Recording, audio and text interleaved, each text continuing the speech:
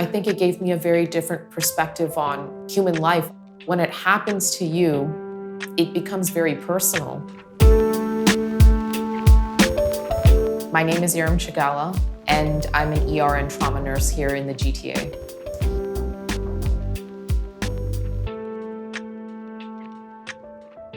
I really love how I can make a difference in someone's life. I really love the fact that I can be that physical presence when they don't have a family member that's there to comfort them. And I'd probably also say that it's through the heavy influence of my late father. He was someone that really believed that I had potential to help others. COVID-19 was a very evolving virus. It's a very novel virus. So the information, the variants, the transmission, the mode of transmission, all this information was changing. So every single day there was a huddle, or every single day you'd have to say, okay, how do we isolate based on these symptoms? And when you went in, it was getting report for your shift and making sure that everything was sanitized, being really careful, washing your hands. And I'm telling you, when I washed my hands, they became dry, cracked, and brittle. They were destroyed. The masks that we wore, we had rashes and cuts and scars all over our faces because we had been in those masks for hours and hours. We had been in rooms with goggles on that would cut into your face and skin for hours and hours. I remember when I was triaging and there was a patient and he came in and he said, "Don't you think you guys are kind of overblowing it?" It was like everything had changed. This is ridiculous. Now I feel like this is a catastrophe. I was at work and I got a phone call. And my dad was like, "I'm really short of breath." And I just felt like something just hit me. So I called an ambulance. And I remember they had transferred him into the ER, into the resus room, and they were just doing treatments on him. This was actually the ER that I was working at. And they said, okay, well, because of his age and so forth, we're going to put him in the ICU. I said, okay, I can understand that. And then one morning, I received a phone call from the intensivist, and he said, "Your father's oxygen is really going low." I said, okay.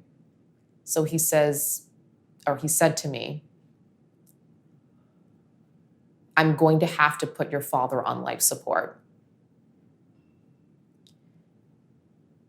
I don't think for many days I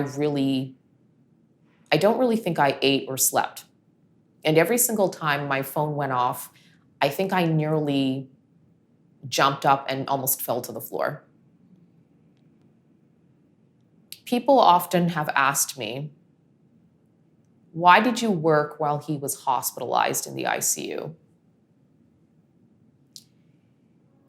And I'll tell you why.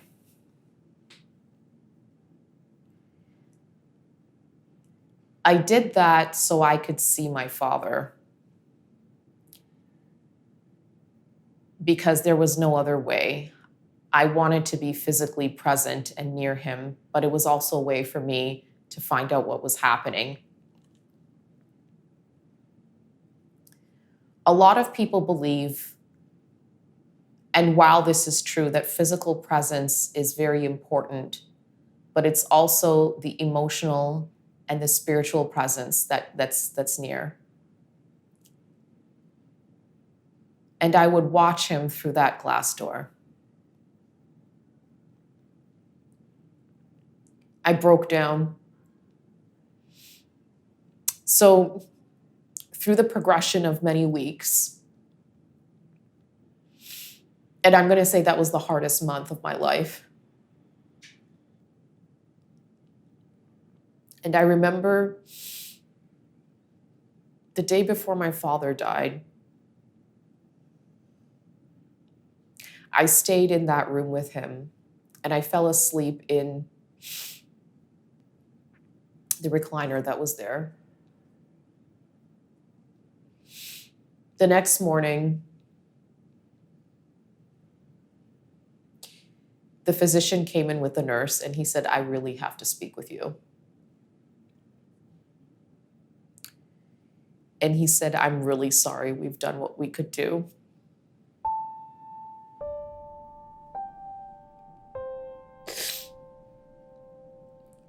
We've exhausted all our efforts and there's nothing else we can do at this point.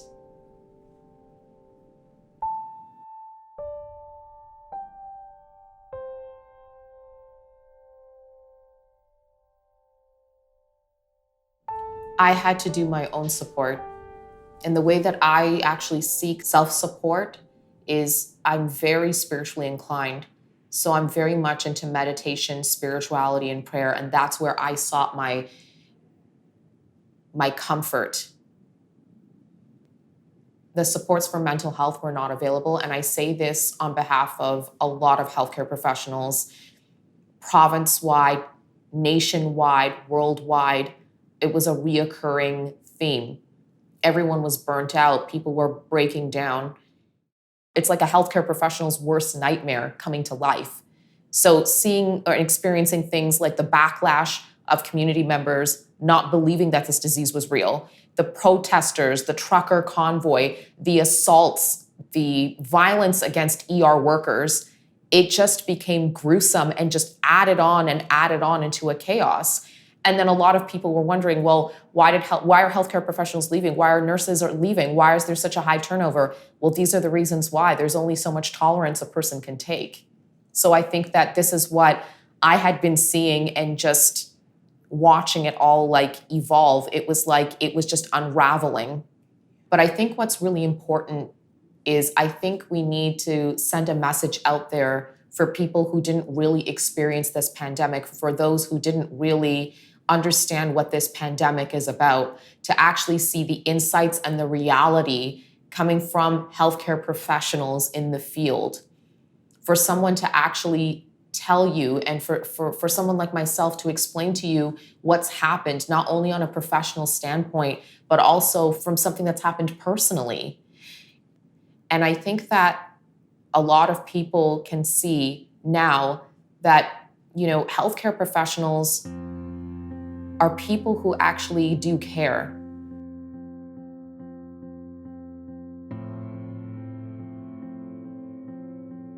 I think that most of the injury comes from my father's death.